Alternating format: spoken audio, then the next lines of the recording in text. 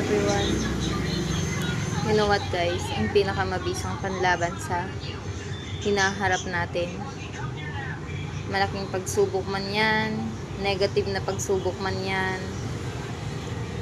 maliit na pagsubok man yan, pray lang. Pray, tapos dapat positive minded ka. Kasi pag puro negative ang nasa isip mo, walang mangyayari sa'yo. Kaya dapat being positive is a must. Ayun. Unang-una, manalangin ka lagi. Always come with God. Always pray to Him.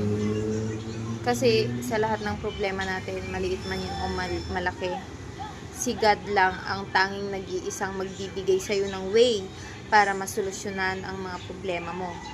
Kaya kapag may mga problems ka, may mga pinagdadaanan ka man dyan, pray to God.